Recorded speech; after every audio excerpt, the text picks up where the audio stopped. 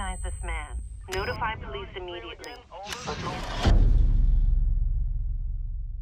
Hey, what's going on everyone? I'm Silent Core here with your latest Watch Dogs tips, tricks and information. If you're enjoying the content, be sure to hit that like button and also subscribe for more daily content. So today I have 7 new and confirmed facts from Ubisoft regarding the Watch Dogs game. Now I find myself quite often creeping on Jonathan Morin's Twitter page. He is the creative director for Watch Dogs and he responds to a load of questions and he's really good with his responses, and he actually gives us a lot of new information that we didn't already know from just these little tweets. So I've picked out 7 things that I think will be of interest to you guys, and I'm going to go through them all in this video. The first confirmed fact came after somebody asked Jonathan if you could hack more than one NPC without drawing money from an ATM first, or is it just simply you hack one person then you have to withdraw the money straight away? And he confirms that it will actually stack, so you can actually go around and hack multiple people and then go to an ATM and withdraw all of these people's money. So just bear in mind that when you are hacking people's bank details, it is directly reflected to their salary. Obviously you can see people's salaries with their profiler, and if they're, say, a part-time toilet cleaner, they're going to have far less money than, say, if you find a CEO of a company. They're going to have a lot more money, so it's probably really worth it to just target those high-profile people. So just when you're wandering around, when you're free roaming, you can just, if you see a high-level person, you can just steal the bank details and go cash in later on when you want.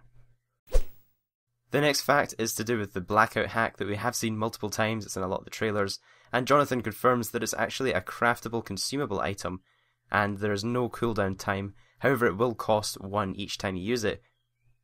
So I can imagine with such a powerful hacking ability, it's probably going to require some sort of material or resource that's quite hard to get, so you really want to savour these and really use them when you need them. The next fact I actually thought was a bit of a common sense one, but I do see a lot of people asking this one that aren't already aware of the console restrictions. So basically, there's no cross-platform supported, so if you're on Xbox, you're not going to be able to play with somebody on PlayStation, and that's to do with the console restrictions. That's nothing to do with the sort of game. That's just the basic console restrictions that happen with just about any game, really. But he did also mention the mobile app, and obviously this mobile app, you can play with anybody on the Xbox or the PlayStation, so I guess that's kind of a cross-platform supported there, so you can play with your friends if you're doing that sort of specific game mode. Fact number 4 is actually a really interesting one. We did see a few screenshots of people playing poker, and you can monitor their stress levels as you're playing, which looks really interesting. And somebody asked if you're going to be able to play these kind of mini games in the 8-player free roam with your friends, since there are other people sitting at the table.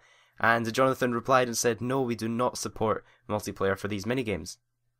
And I noticed the guy that asked this did go on to say, I highly recommend one of these mini games on multiplayer. That would be amazing. And Jonathan replied, well, we had to stop somewhere.